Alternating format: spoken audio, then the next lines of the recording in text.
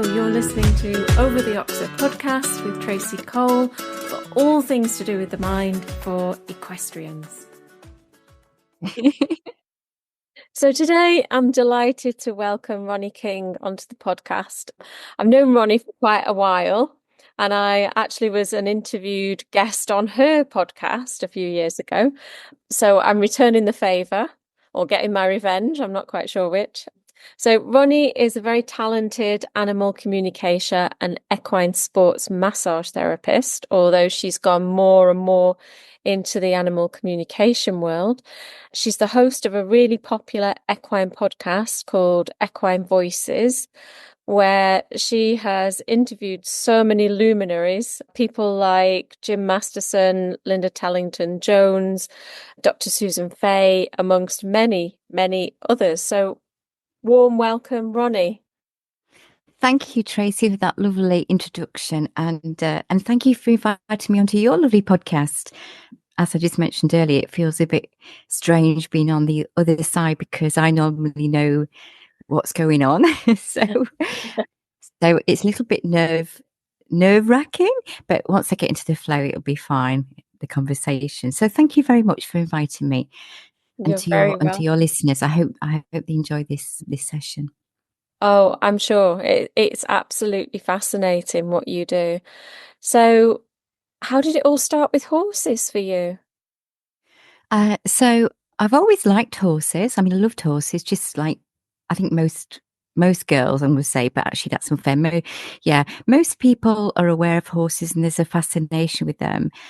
But I've always loved horses, and I've been one of those child that used to watch horses go by, and as soon as you hear the click clop of the hoofs on the road, I'd run to the window and just look longingly at these horses and think, oh, I wish they'd let me ride the horses.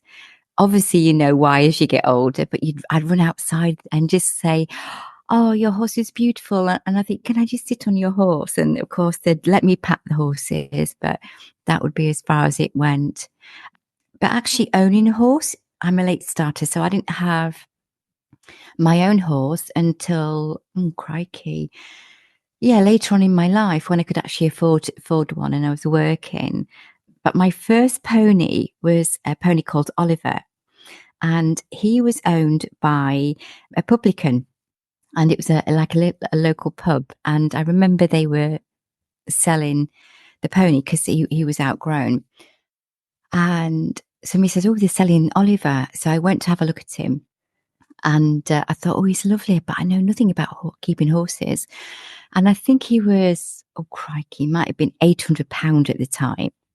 And I thought, I can't afford that. And I spoke to my mum and I was telling her, I've seen this lovely pony, but there's no way I can afford him.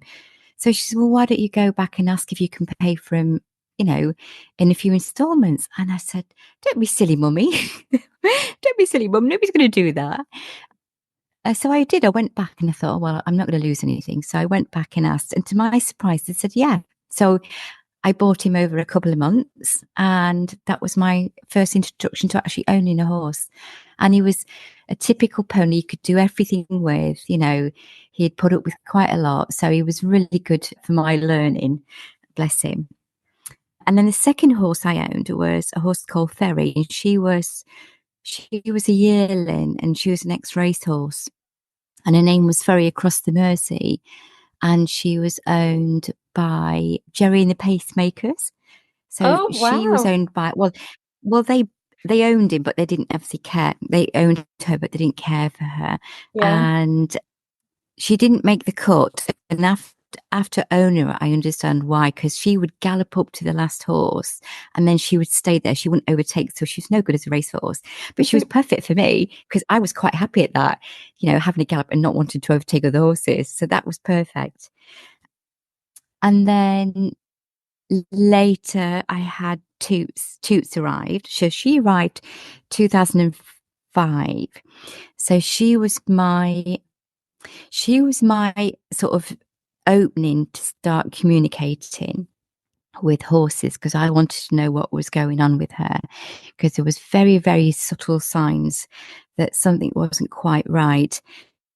But before then, I was actually part of a group that did mediumship. So I would go to meditation circles, and it was all for fun. It was all light, and it was all like-minded people that would join. And we would sit there, we would have a chat, coffee and a cake. And that was my favorite bit, actually, coffee and a cake. And then we'd do meditations. And I always thought, oh, I'm never going to get anything. And I'd sit there, and everybody would sort of be really zoned out. And I would be looking around thinking, well, I'm not quite that zoned out. And then afterwards, we'd write down what we received. And to my surprise, whatever information came through was accepted. It could be taken in one form or another. So I was like, oh, okay, maybe you don't have to concentrate that hard. So that was the start of it. But getting toots was more the communication side. Okay. So she became your inspiration, really, didn't she? In terms of getting Yeah, she did. Yeah, educated. yeah, she. So, like I said, there was signs that was something wasn't quite right, and it was very, very subtle. To other people it might not have been, but maybe it was my intuition telling me that as well, rather than, because sometimes you can look at something and you think you're seeing it, but actually you're more feeling it. But what's happening is you're feeling it, and then your eyes are paying attention to what the feel is. But unless you're aware of that, you might think I'm seeing that. And you are, but it's more the intuition, the guidance, and the knowing that's telling you to look into a certain place, and then you start to see it. So it was that started me to think more about the communication. And the group I was in was lovely, but it wasn't going to take me to the next area I needed to go to. So I decided to go off on my own and develop that side myself. So what I would do is go and sit with horses that I didn't know anything about, and I would ask permission, can I go sit in your field? And I would write down whatever came through. And again, my attention might draw me to a coloured horse or, a dark horse. My eyes would take me somewhere, but it was my intuition almost like going, focus there, focus there. Yeah. And then I would write whatever came through and pass that to the people at the livery. And again, that was giving me confirmation, but also encouragement. Okay, I'm going in the right direction. But there's a little story. I don't know if you want me to share that. Oh, yeah. How, Yeah. yeah. So at the group, because I was asking myself, do I need to be going off on my own? And I sort of been asking this question. And then we were sat in the group, and before we started, I kept getting these words into my mind. And the first word came through, I think, was flower. And I was thinking, why am I getting flower? Maybe we're doing something about flowers later. So the word flower, and then everybody was talking, drinking coffee and tea. And then the word desert. And I was thinking, okay, desert, flower, desert. And I was playing with these words. And then I think the word orchid. So this might not be exactly how it came, but it was sort of intermingled. I was thinking, okay, flower, orchid, maybe that orchid, okay. Flower, desert.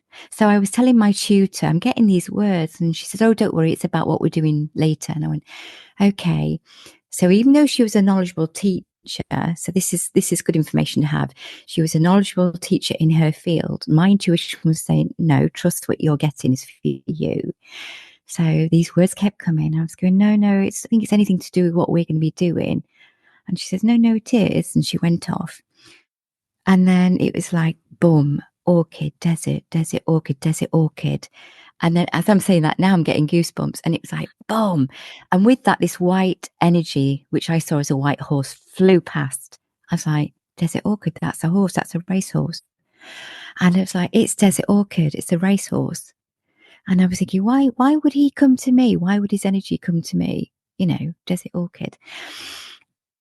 So I thought, right, okay. So we carried on with the group lesson. And then when I was driving home, I Googled desert orchid. And the day we did this meeting, he'd won a famous race. So he'd won this race. It was Grand National or whatever race he did. Because I'm not into horse racing, but I have met Desert Orchid at a charity event, which I'd forgotten about. And so this night was a famous race night. But what that was telling me is you were on the right track. Follow your guidance, follow your gut, follow your intuition. And that's what that was about. So fast forwarding, when I said, why would he come to me? Why would this famous horse come and see little old me? Energy has no time frame and no limits. They can see 1,000 people in 1 second.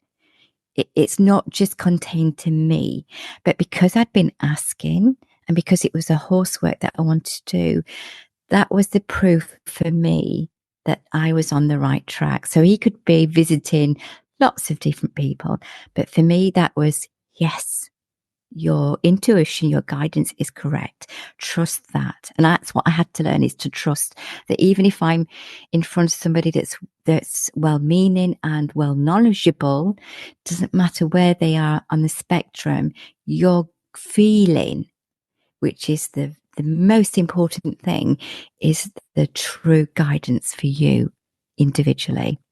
Yeah. Does that make sense? Yeah, yeah, absolutely. And I never thought about that when you said Desert Orchid came to you and you were questioning it.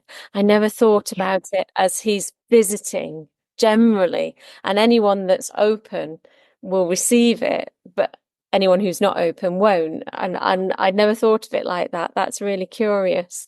So was that the spark then that you said, this is the direction I need to go into? Yes, I'd already been. So usually you get confirmation when you've already been thinking about it, but maybe it's not landed, or you're not proactively pulling that through. Because for me, any opportunities that happen in life, they float about in the consciousness, the ether, and they land to the easiest route, a bit like lightning. And lightning will strike and go to the easiest place to land and to the ground. So, and it's a little bit like, what comes first, the chicken or the egg? So you've either been thinking about wanting to go in a different direction, but you're not sure, or it's already there and it's waiting for you to open up to receive it. And so it floats around and an idea may come to you and you think, oh, that's quite good. That's quite good. But if you don't do anything with it and accept it and allow it to flow through you, it will look for the next nearest portal to go to. So sometimes you will hear about writers that write books or movies, and another person will say, that's my movie. I was going to do that, but they didn't do anything with it. So it goes somewhere else because we don't own anything. We don't own knowledge. It's always there. It's accessible to anybody. You've just got to be willing to open up to it, allow it, and then do with it what's best for you, because everybody's individual. So the fact that I was ready for it, and ready as well, you've got to be ready. It was there and it was like, okay, I've got to trust that and I've got to work with that feel. That's what I've got to work with. And that is important because as it's developed, that's what's the most important thing to me. It's the feel, because you can see something and it can contradict the feel, but it's always a feel that I trust, not what I see visually. Yeah, But that's, you get to develop that and train that as you go along. yeah. Yeah. So you said that once you'd left this mediumship group, you went off on your own and sort of self-developed. Did you have any training, or did you teach yourself to do this? No, I thought it was for me personally. I wanted to. I felt actually that it was something that was already there. So I can't explain how. And it wasn't like I've got this amazing gift, because we've all got this gift. It's not. I'm nobody special. I've just tapped into it, and I've allowed myself to use that skill that's already there. But to me, it was important that I self develop, maybe because I knew it was there. So maybe the human wasn't quite aware of how much it was there. Because I was thinking, why do I not want to get a certificate to say I've done this? Is this an ego thing? Is it because I want to say, no, I've developed this? And it was like, no, it's because it's there. And every time I asked that question, it's like, no, it's because it's there. It's there. And, and I understand there's a lot of people that have that skill that might not think they have. And if they hear, oh, I can do that, and I don't have a piece of paper. So, or maybe I do have it. Maybe there's something to do with that. I don't know. But for me personally, it wasn't that important. But I did question it as I went along. I kept thinking, do I need something to validate me, to validate my work? Hence, that's why I did the massage, I think. But then as I did that, I realized I don't need validation, but I would like to maybe experience something else. And it does go hand in hand if I use it on my own horses. And I do use massage from time to time, but it's not, I don't use it to its full potential because it's mainly the communication and other things that have sort of come forward. I've forgotten the question now. Did I get sidetracked? No, you're all right. I was saying, I was just curious whether you self-developed or you went and trained, but you pretty Yeah. much answered that it was No, it's right it's for yeah, you. self. Yeah. Yeah. I a dear friend of mine, this was later on. I think I was trying to get insurance and which you can get now, but at the time I was thinking I need to get insurance because I'm around horses. And she says, "Well, why don't you do a communication course and then you could get insurance that way?" And I could feel this is what I mean about the feel. I could feel this barrier come up in my body, and I was thinking, oh, again, is that my ego not wanting to do that? So I questioned myself, and it was like, no, it's because it doesn't feel right for you. What somebody else feels right for them is not for you. You don't need you don't need that. And then the answer came. So I said, I don't want to do somebody else's course just to have a piece of paper to get insurance because I will not do their work. I will do my work. I won't work in their way. So I'm promoting somebody else's work when actually it's not their work I'm doing, it's my own work. So again, I pulled away from that. And then I did get insurance. So sometimes things come along to question you. And this is why I'm going back to the feel. If it doesn't feel right, you can ask yourself, because your body sort of, when you communicate with a horse, it's just the same as communicating with yourself. You communicate with your mind, you communicate with your soul, you communicate with your body, and you communicate with your heart. They've all got different aspects and different views on the questions that you're asking. Some of it's protection, some of it's and some of it's just no, no, this is not right for you. So you sort of have to pull back from that feel, sit with, ask the question again, because you already know the answers to everything you are asking. You already know the answers, but what happens is you get four different answers back, and you've got to figure out which is the most important. And it's the one with no agenda, no up and down feel, just neutral. That neutral feel, that neutral answer is your correct answer. That, because there's no, if you have to ask the question again and again, it's you're asking a wrong part of you. If you ask the question and there's nothing, just neutral, that's your answer. And this is where Mm. sometimes people find it difficult. They're asking and they're expecting an answer. The answer is that place, that calmness. That's the answer. And I Oh, know that'll make sense to you. yeah, yeah, absolutely. Because I think sometimes in my work, I get people to ask their mind what's going on and what they want. And sometimes we get an answer and sometimes we don't. So I think that, yeah, that really resonates with me that it's the calmness. It's not the frenetic activity that they need because that might be quite a stressful route or something like that. Yeah, I like that. That's really nice to think of it in that way. So you mentioned that, you've said very humbly that this isn't special, that you're not doing anything that anybody else can't do. So if somebody wanted to explore this type of communication, where do you start? So the best thing that I always recommend to my clients or friends is if so you don't have to have horses, obviously you don't have to have horses to do this, but being around horses and animals, they're very good to reflect back to you how you are, as you know, Tracy. So if you have horses, or if you just want to go sit outside. I mean, going outside and grounding is the best thing. And having fresh air and just being in nature. I mean, we all know that is amazing for your mindset. But if you do have a horse or you have a friend with horses, to go sit with them and to have no agenda and just to be. So feeding your animals and caring for them and grooming them and doing the day-to-day things is not the same as just being in their presence. It has a different feel. And as soon as you say that, you're giving your mind, okay, we're in this frame now. So this means this phase, this energy. And if you just go sit with a pen and paper, or I'm great for using my phone. I use my audio recorder and just sit there and observe and but gently observe. Don't sort of be concentrating, just gently observe your animals or close your eyes and just breathe. And listening to the munching on hay is so tranquil. It's so relaxing. And as you breathe and take a breath, sometimes the horses will breathe out too, or they will breathe and it will initiate a breath from you too.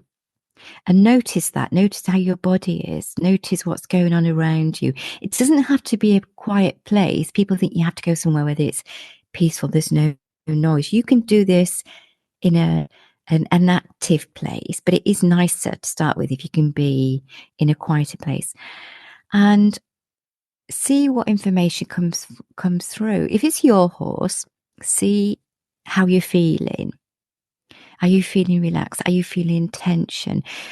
Is your eye drawing you to somewhere? If your eye's drawing you to a part of your horse, there's maybe some tension in that horse's body. And when you're grooming later, you could just put your hand on. And if you put your hand on and your horse turns around, looks at you, your horse is acknowledging you. Yeah, that's the spot that I was sending you earlier. You may get a picture. You may feel sad. Now, when you're starting to do this, you can feel quite intense sometimes. You can feel deep sadness. You can feel deep joy. I mean, yeah, deep joy. It doesn't mean to say that's exactly the intensity that the horse is reflecting, but to get you to pay attention, it may be that deepness that you need to feel. It's not always associated that they are feeling that at that moment, but they may be sharing something from them to you. So don't always get too wrapped up in my horse is so sad. What have I done? Because again, that takes us on a journey. The mind's going, oh. So just acknowledge it. Don't attach your story to it because we can attach our story to it. Just acknowledge that feel. And then if it flushes through you and it goes, then that's all that was needed at that time. There's no really right or wrong. There are plenty of books and there are plenty of teachers and there are plenty of guidance out there, but the true guidance is yours because your understanding will come in the way that you can acknowledge and start to build on. So there are general familiar things that may happen between communicators, but it's for you to experience and for you to feel without attaching anything to it, anything at all. Because again, we can attach our own trauma, our own memories to this, which doesn't mean to say it isn't relevant, but it sort of clouds it. So it's just about acknowledging any feel, any vision, any words, and saying them to yourself, okay, I felt that, I sensed that. Then as you get to experience this more, you can start to say, is this me or is this you about your animal? Don't ask too many questions and then see what happens. So if you're asking a question, ask one question at a time. Is this my feel? And see how that feels. And you might not get a clear answer. Don't worry about it. And then say, is this you? Is this you, your feel? And if you're in front of your horse, they may give you a visual. They may give a soft wink of an eye. The lip might relax. They may look at you. They may just go, as you're asking the question, that's a yes. This is me. So, but this is all what you have to learn, and you will learn and you will understand, and the degree of it will change. And as you develop, and understand one way, it may change to something else a little bit later. So it's never one thing, but it'll be one thing at that moment as you strengthen your own connection. Mm. Does that make sense? Yeah, yeah. I think what's difficult, well, two things are difficult. First of all, trusting what you're getting. And you're thinking, am I making this feeling up, or am I imagining seeing something in my mind's eye that isn't really there? I've just conjured it up from nowhere. So I suppose there's that trust thing. And then, as you were saying, when you first start, don't overlay your own meanings onto these things and start to get your mind whirring and the cogs going and oh, that must mean such and such. And I think those two things are quite challenging, aren't they?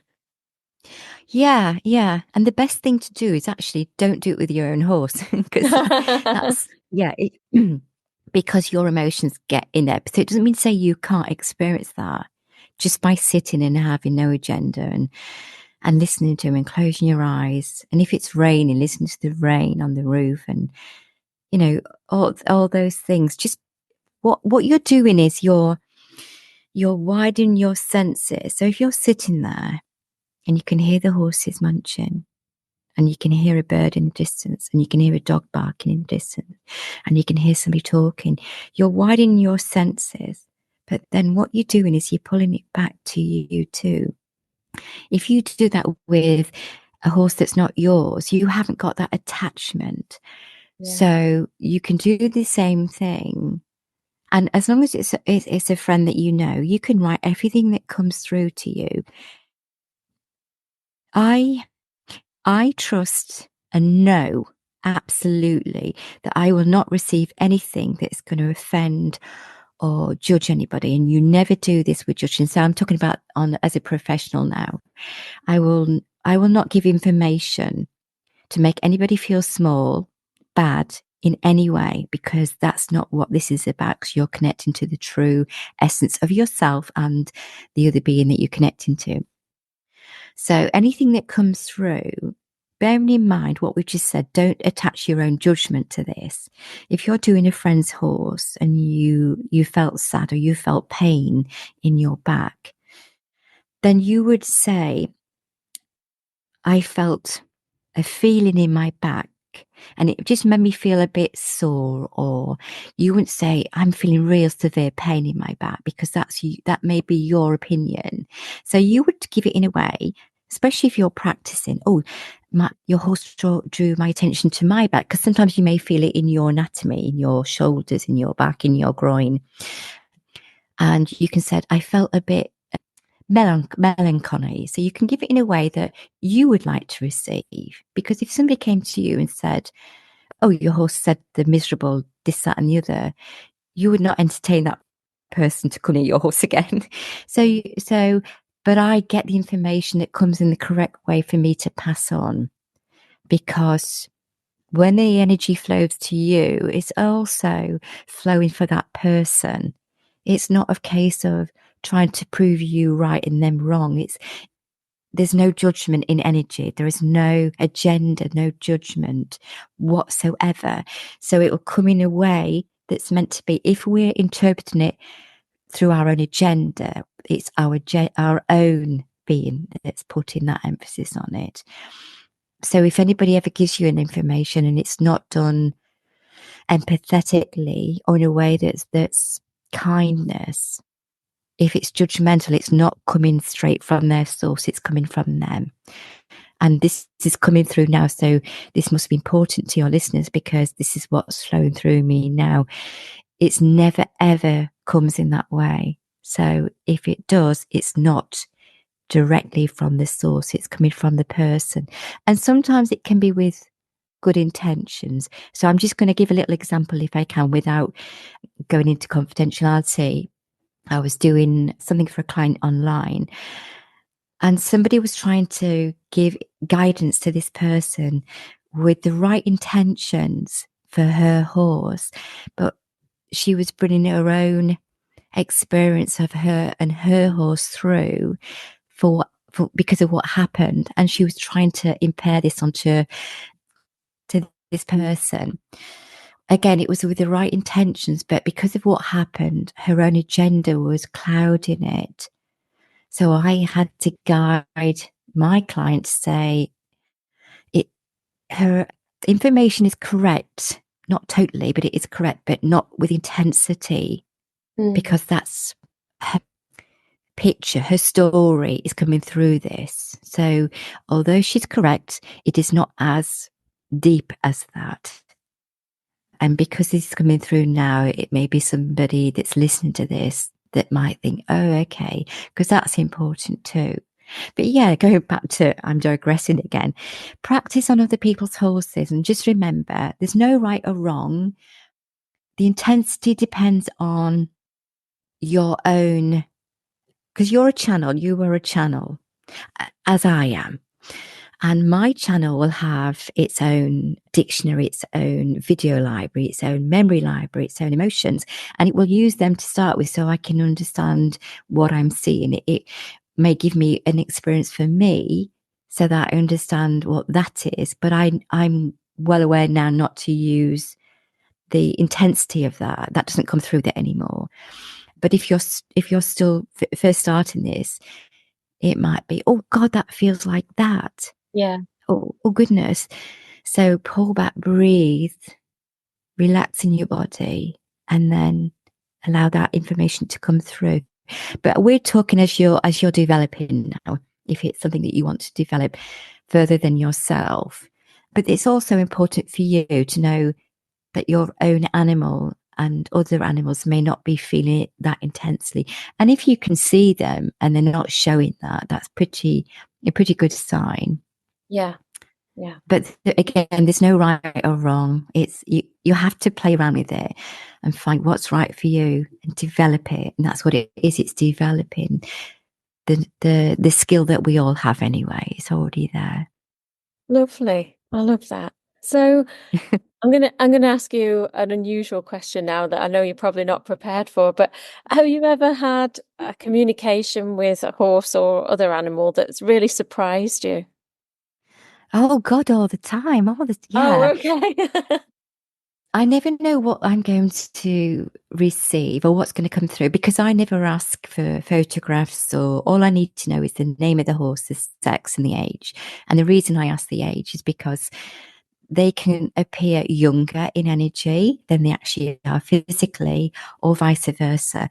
They can come through very worldly, very knowledgeable, very knowledgeable, or they can come through as a young energy and they may be an older horse.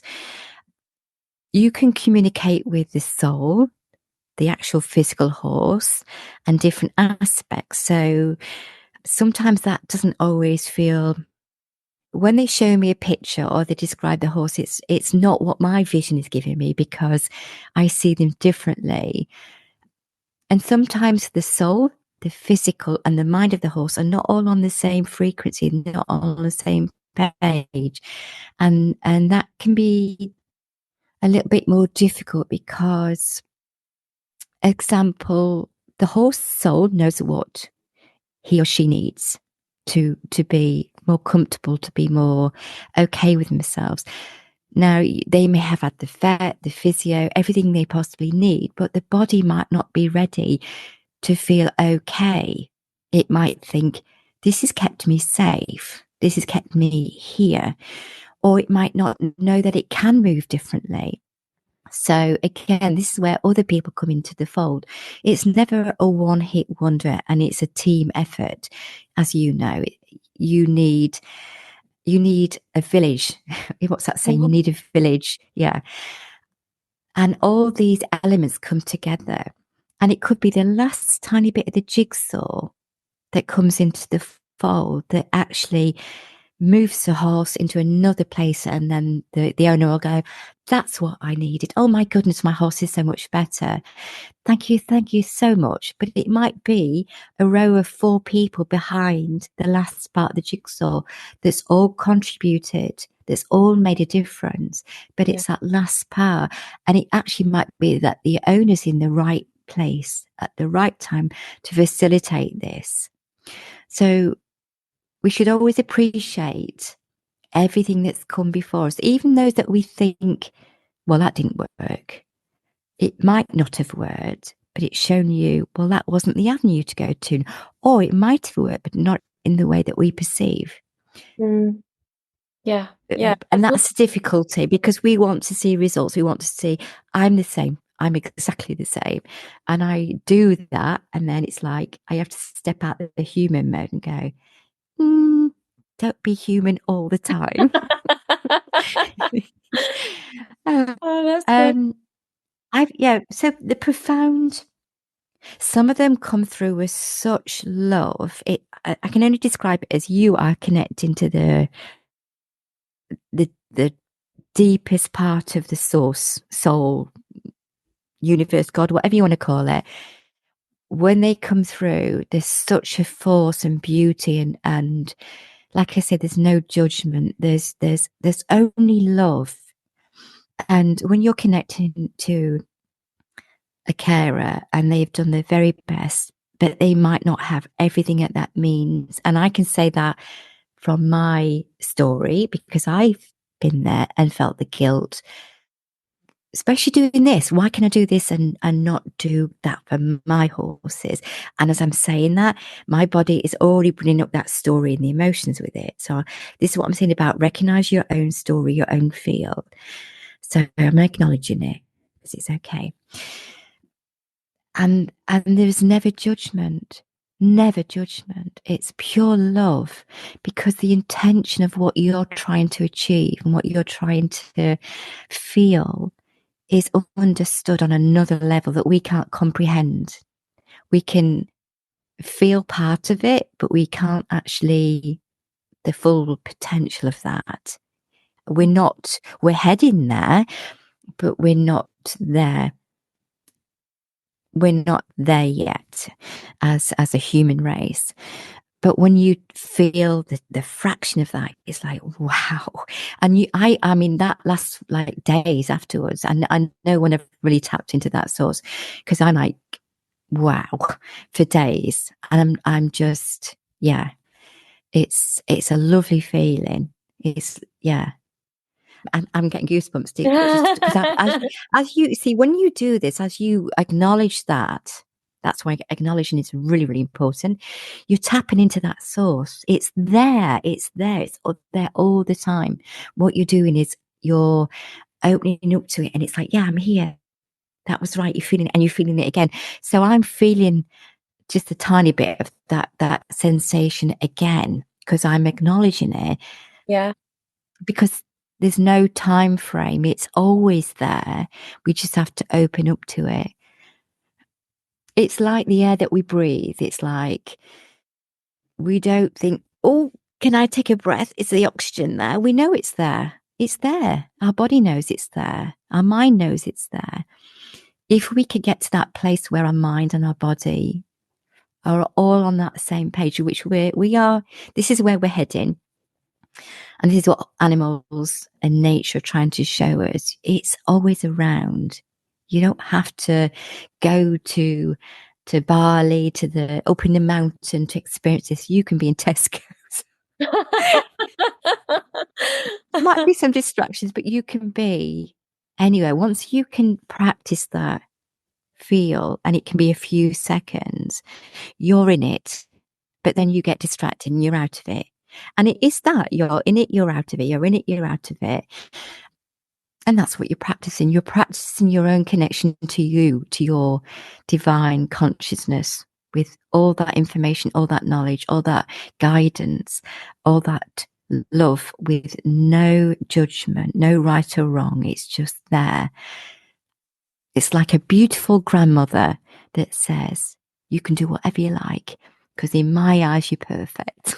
Oh, that's gorgeous. I love it that you can get it in Tesco's and brilliant.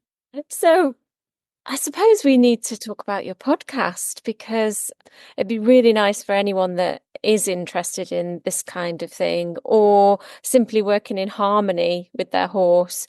A lot of your episodes are about that style of thinking, aren't they? Yeah, so the podcast started, I think, so I very rarely refer to this because it's one of those things that put those words, but I'll call it lockdown. But so it was one of those things. I joined a group online, and it was for men and women, but it was a lot of women, and it was just a meeting up. And what they used to do is it was called Go Live Wednesday, and people could go live and just say how they're feeling and just talk about absolutely anything. And I used to be down the stables and listen. And it was a lovely connection. And I thought, well, I'm here, so I may as well join in. I thought, oh, I'm gonna just do a little video. So I was in the stable and I thought, right, press live. And what I'm going to talk about, which doesn't really matter, I'll just start talking. And I kept going to press the live button and I was thinking, oh, cracky, what am I going to talk about? I don't know. And I was having this conversation with myself and I thought, oh, for goodness sake, just press the live button. And there's something about going live that you have to be authentic. And what comes out, comes out. And for me, for my work, it was a natural progression because what flows will flow. So I'm not orchestrating it, it's just coming through. So I just basically did a little video and talked about myself and my horses, and that was that. And there was a quite good feedback from it, and everybody gets good feedback because you're bearing your soul. And there'll be times when I would, even the emotion that was coming through, I'm saying I'm not apologizing for what you're seeing because this is it, but it is what it is. So the rawness came through, and then afterwards I thought, oh, maybe I could do a live or a podcast. And I was doing some research and I thought, oh, I haven't got the equipment for a podcast. You need all this equipment. The easiest way was to go live because the software was in the cloud. I had my computer, my phone, and I got a mic. So I didn't need to buy all this equipment. So that's how I started. And then it's progressed, inviting guests on and a great podcaster, Warwick Schiller, and I loved his, and I loved the fact that it started for horse related, but it's the people that he interviews. So I wasn't copying, but that gave me inspiration. So it's not about copying people; it's about inspiration. And to my surprise, when I was asking people, they would agree to come on as yourself. I mean, Tracy, we just were friends through Facebook, didn't we? I can't really remember, but there was a mutual respect and for each other's person and work. And people were saying yes, and I was thinking, okay, you've got to believe in yourself more because it's all been provided. The universe is going, look, if this is what you want, do it, play with it. So this is how the podcast started, and I love it. I love chatting to people.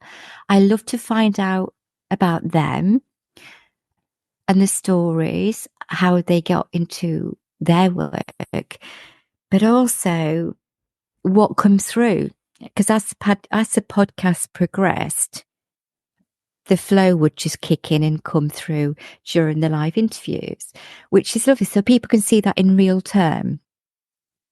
So they can see that in real time, which again for me is important. But they can also say, "Oh, I've had that experience.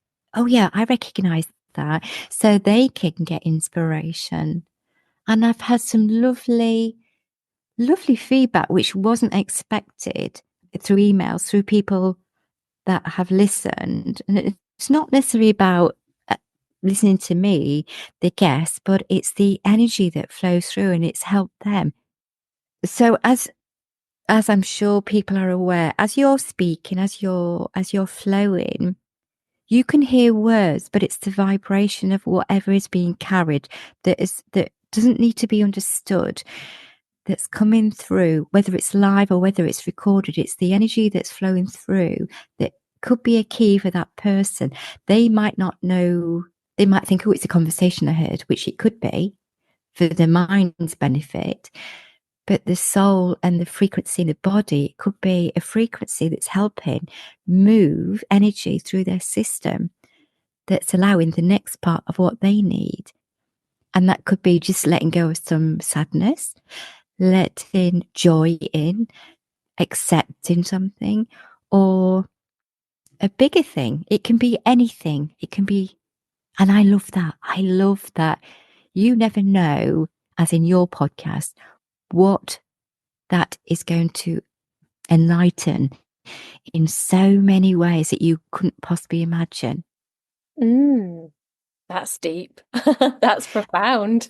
And I'm just getting to add to you, Tracy, that your podcasts touch lots of areas that you was aware of, but on a deeper, heartfelt level that you're not aware of. But it's also coming back to you, and they show me this that a,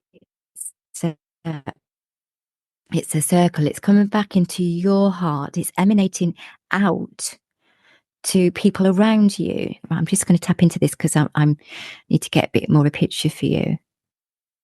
I'm being told that you need to diversify from your podcast because there's opportunities for group sessions that people may not come to you as an individual, may not always be horse related, but your energy will give them what they need to open them up and allow them to move forward.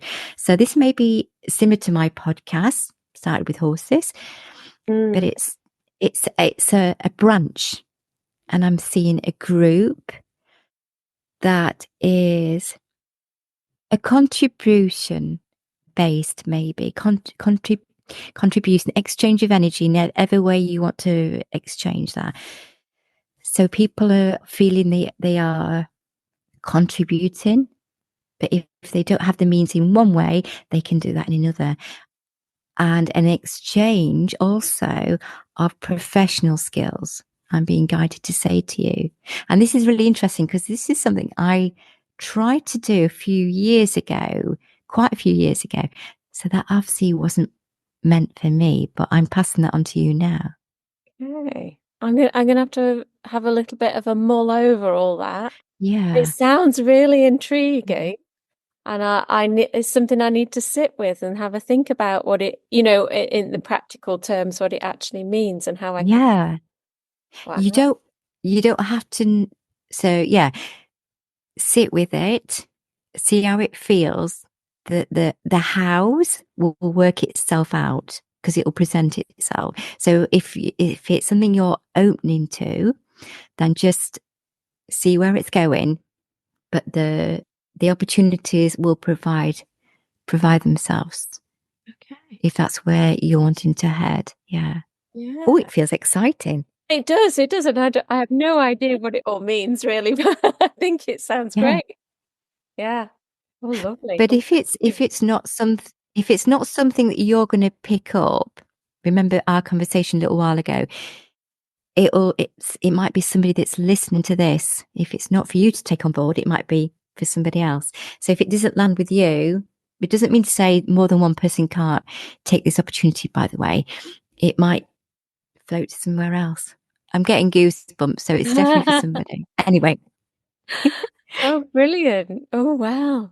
Well, I'll have to keep you posted, but if anyone does pick up on this and take it on and and it flies, then let us know and I'll pass that on to Ronnie.